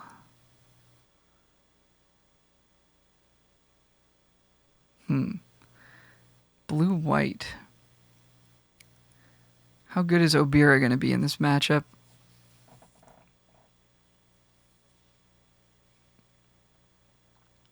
We'll just take a grapple. We have no interaction in hand.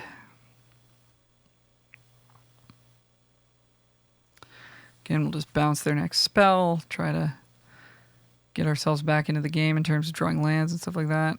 Oh, okay, they didn't play anything. It's always fun.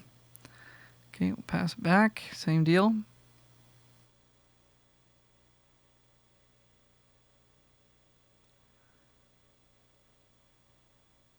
Thought we put you back, Johan, because I shuffled with what's it called? Into a graveyard. Well, I mean, we might as well just use this. Try not to let them get too much traction. Man. Killing me.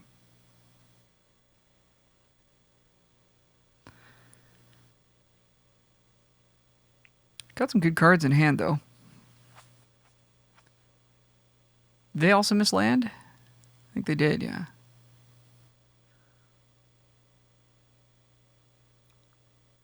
Okay, well, hitting all the colors here. Torch and stockpile. Oh, they're going to bargain just for value. Yeah, that's so good. Man. Hatching Plans would have been so sick. Actually, we don't really have very many bargain spells. We have a couple of grapples, though. We would have definitely played a Hatching Plans.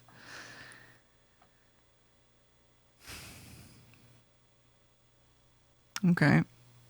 They may not have Torch after all. It sure looked like they were going to cast it. They've decided to stun us instead. Scry. Maybe they want the Scry before they draw 3.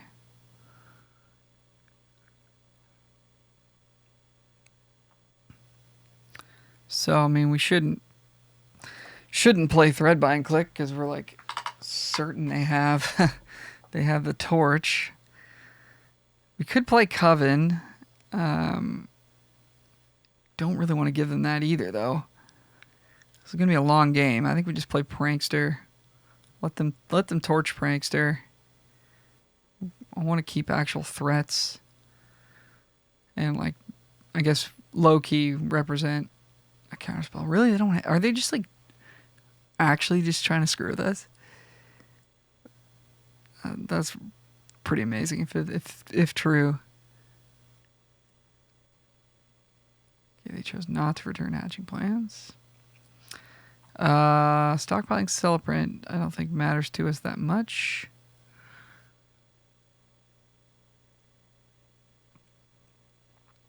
Probably just cast into the fake horde here. Or we could cast Obira's Attendants.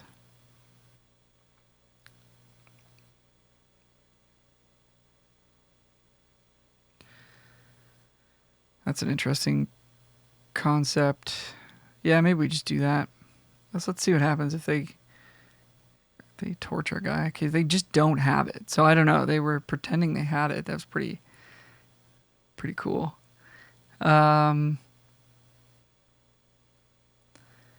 Yeah, I mean, we want to make sure we resolve this. So that was a window where we could have, jeez, this mana base, or we could have cast into the fake court, but yeah, kind of feel like the old classic rule, just get on board before you start drawing cards is relevant here. So at some point we'll start putting our opponent under some pressure where they have to react instead of playing the game they want to play. Okay, they're coming in for 3. We're going to take it. Don't want to risk losing one of our creatures here. 1 red. Bitter Chill. Yep, that's a good answer to that. So we do have the Twining Twins that can blink this. Now they have counter magic mana up. Probably just go for Spellscorn Coven here. Let's get in for a damage. See, now they have an instant they can cast.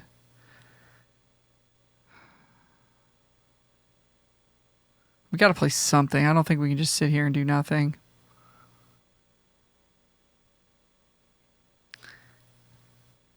Even if it's just turning their 3/2 into a 1/1, that's not terrible. And then they wouldn't be able to spell stutter that. I kind of like it.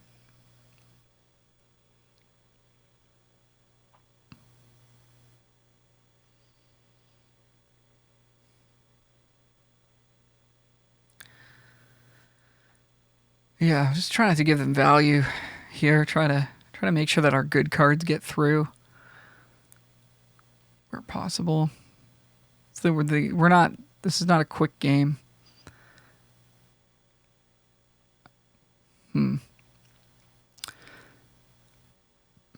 Well, we could kill our own Frolicking Familiar to counter that, but I mean, we might as well just kill their Threadbind Click when they play it later.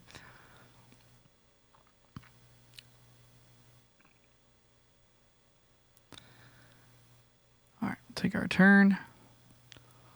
Archive Dragon.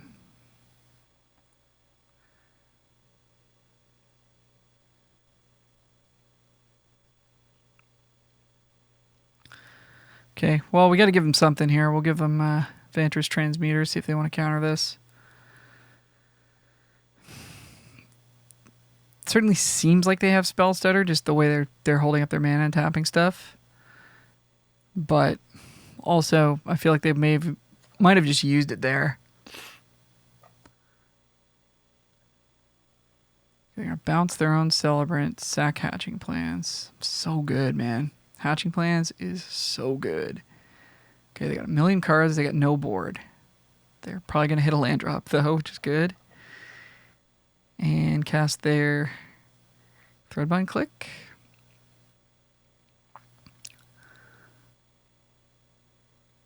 If that is all they're going to do, we're going to have a pretty good turn, I think.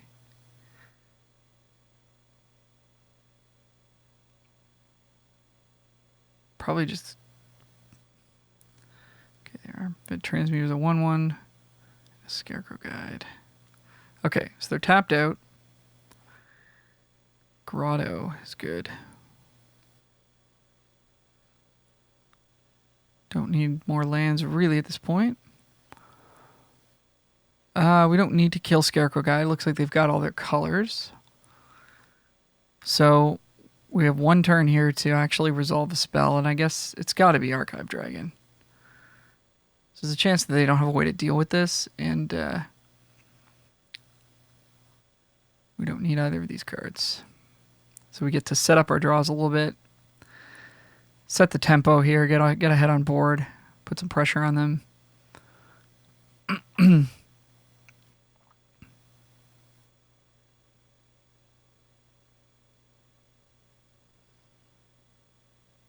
It's a great card. Just destroy everything.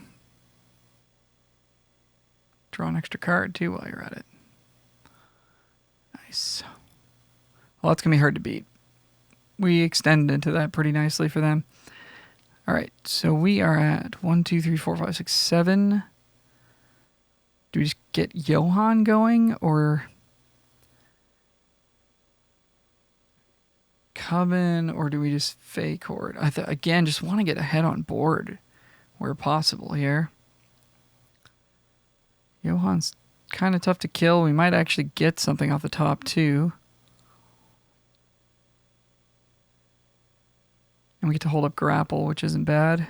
Okay. Let's go for it. And them discarding doesn't really matter at this point. That's nice.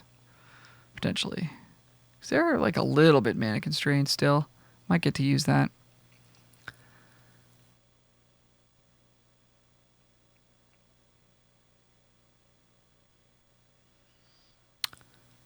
Yeah, that was good.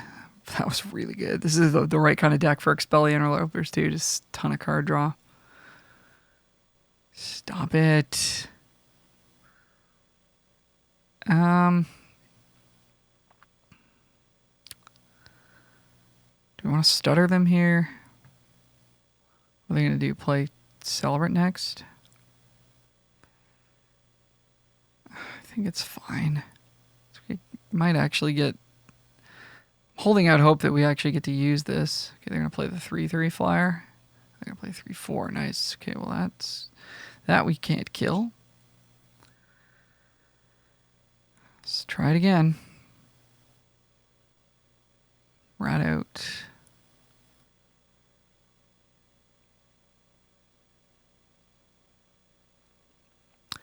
So now the tide of the game feels like it's shifted back to our opponent. They're sort of ahead on tempo because they're playing threats and we're answering, and they have more cards in hand. So we're gonna have to try and get some favorable exchanges here.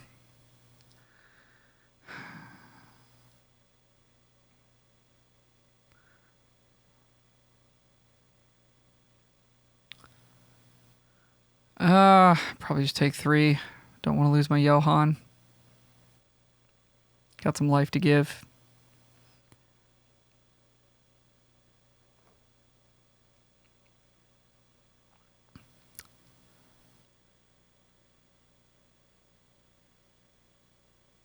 That's going to have to die.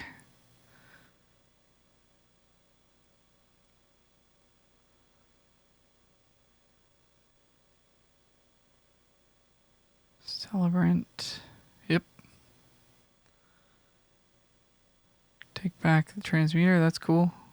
So they can turn our Johan into a 1/1.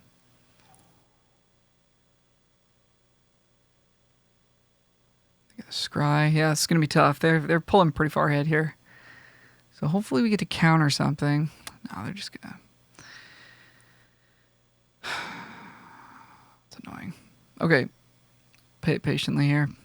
We need to be able to pay for their spell stutter.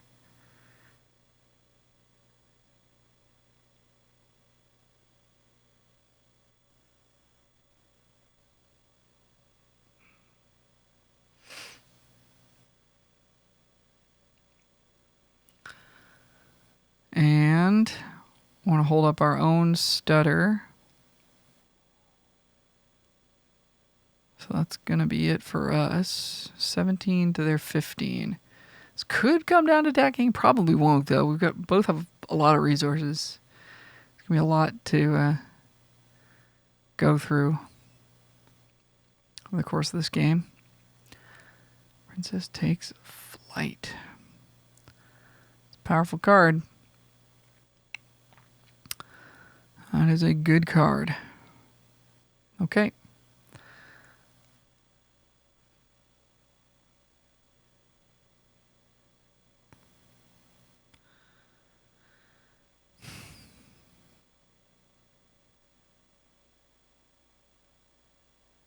Unfortunately, click costs 4, So I think we're going to take damage here, just in case we can actually... I don't think this spell stutter is going to ever do anything, unfortunately. They've got too much mana now. It might have been wise for us to just spend it a couple turns ago, even though they could have paid for it, just to slow them down a little bit. Tap one more. Come on. Okay. Well, they can pay for it.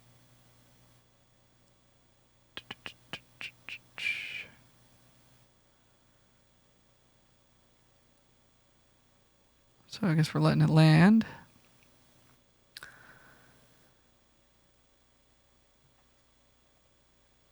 Do we use Threadbind Click here?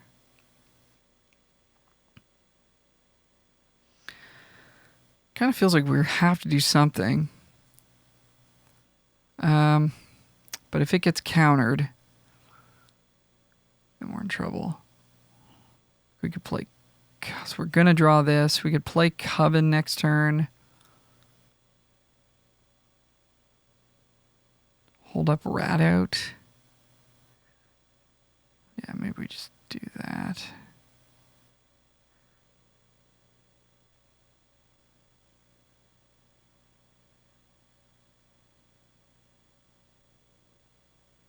Let's try that. Like, so certain they have stutter.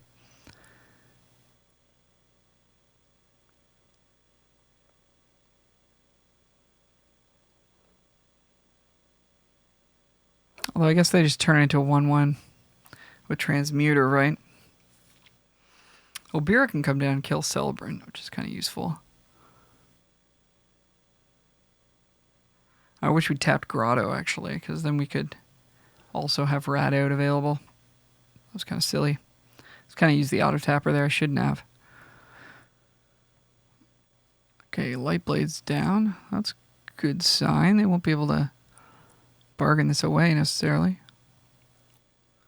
But we are falling behind here.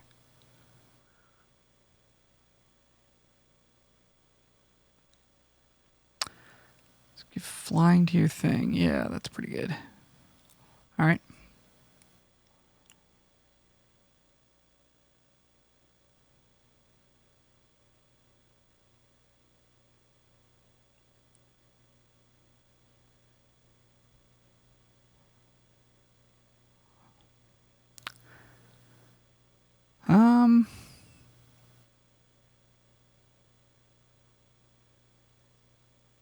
I mean, yeah, I think we got to try to get a good trade here.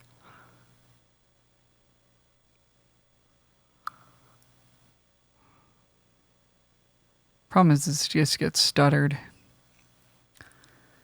And we can't counter their thing. All right, opponent's going to grapple here. And again, stutter doesn't do anything for us, really. Make them tap 3 mana. It's not that big of a deal. They should have bargained. Why are they not bargaining this? All right, whatever. That probably means they have another spell to cast. We'll take 5 down to 6.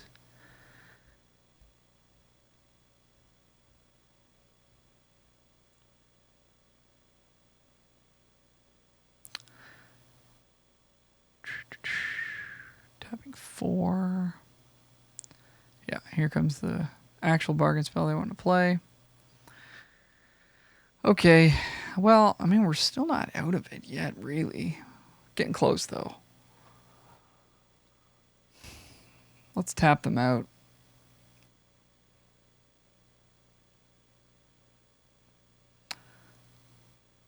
So that we can kill something with Threadbind Click. And maybe we get to cast like Fake Horde or something. We're down to 11. Jeez. Yeah, they hadn't played their land yet. All right, well, we can pay for it at least.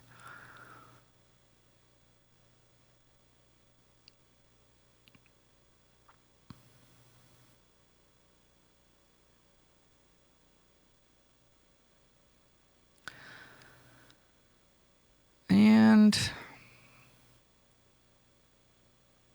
think we'll just pass. I mean, I guess we get in for one, but in an ideal world, we're trading Obira for Celebrant, not Click. So not only do we not expose this to a counterspell or Vantress Transmuter, we can flash this in and trade in combat. But yeah, they've done a pretty good job just running us out of resources here. That Wrath was really the turning point. I think there's certainly a minor misplay on my part with the way I tapped my lands at one turn, but I think the reality of it was that Wrath really did it. Okay, so they must not have a counterspell. I know I've been playing around one. Maybe that's also been costing us. Because they would have certainly countered that if they had one. They do have 6 cards in hand. That means that we can at least resolve Fakort. Oh yeah. Well, they don't have that many cards left in their deck, so maybe they don't have hits for this.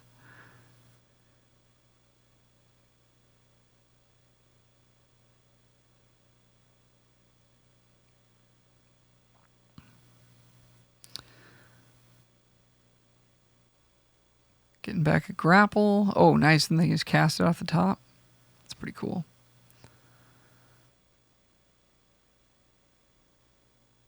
No real reason to, though. All we have is a 1/1, right? Fairy Fencing. All right, well, we have to, I think, do this to at least get back in the game.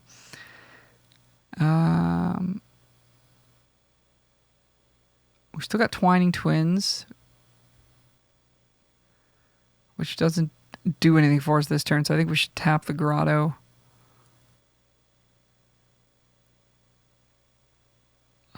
Yeah, this makes sense to me. So we go to 11 cards, so we're actually tied on cards in library. Oof, triple land for us. Pretty rough. Okay, we know they have grapple. We have a fairy. So we could just get Johann dead right now.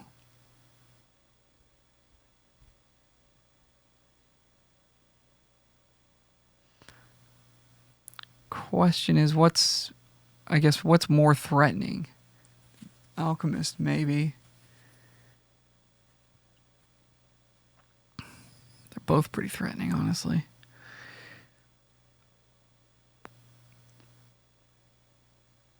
I think we'll pass. We got time. Let's see what happens here. So they go for grapple. Okay, they don't. So they draw it.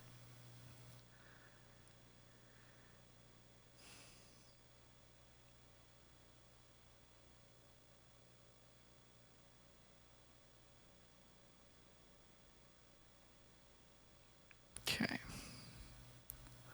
Play around Spell Stutter, even though we're pretty sure they don't have it.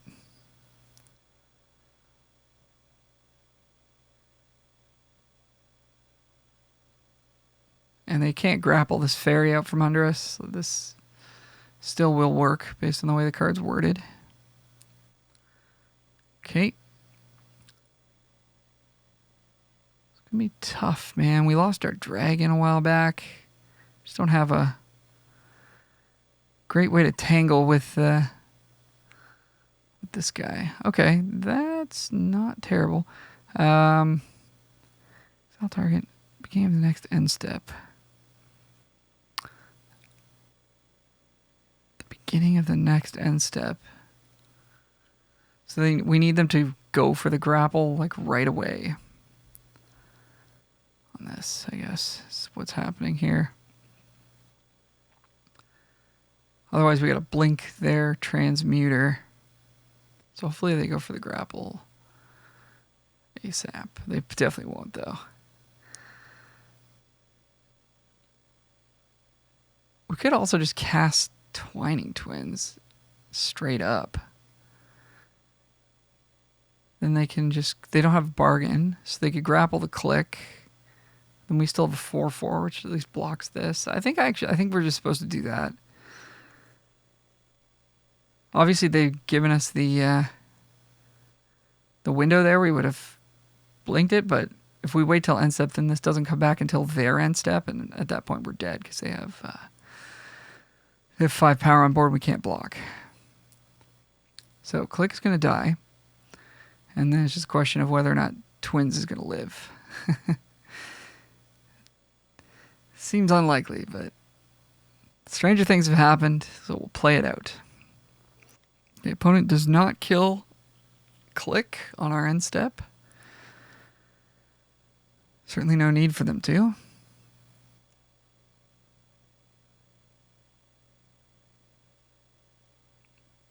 This would be where using an overlay would be helpful, because I would actually know what's left in our deck.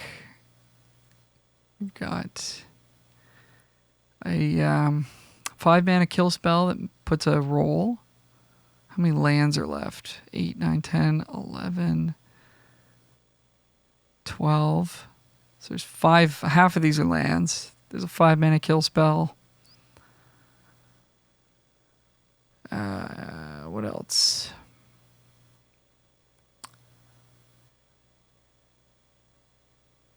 Be like a 2-drop I'm not thinking of. Prophetic. Is Prophetic Prism in here? Oh, we know what 3 of these are. Yeah, Prism, 2 lands. Okay. So there's 3 lands on the top. Alright. They're going to draw 2. They're just looking for a way to finish this. Gotta find something. Neva. Yep. I mean, even without, like, doing any of this, they just attack with the 3/4. They get to kill our twins. Okay, here comes removal. Yep. And yeah, they got that back with the Neva, and then they killed the Click, and then that's game. All right, well, that was kind of a really long, drawn-out game. Unfortunately, kind of always a bummer when you have to play a super long one that you have like a very low chance of winning, but we played it out. Yeah, got wrathed. They're just not going to use the grapple, so we get another draw step. It's probably not gonna matter though, because we're at 1. They have a menace creature. Yeah, and it's just a land on top for us. All right, well, that's gonna do it. So I think for the most part, I think I liked the way I played the last 2 games here. Obviously some blunders in the earlier games. The blue decks are a lot more difficult to play in this format than the Jund color decks. But anyways, I hope you had fun watching this. I think this is a good example, at least in the draft portion, of what a blue-black deck could look like, and how you get into that deck. And then obviously if you can pilot it well, it can do good things for you. So there you go. Let me know in the comments what you thought, and click like, click subscribe to support the channel. Thank you so much. Bye for now.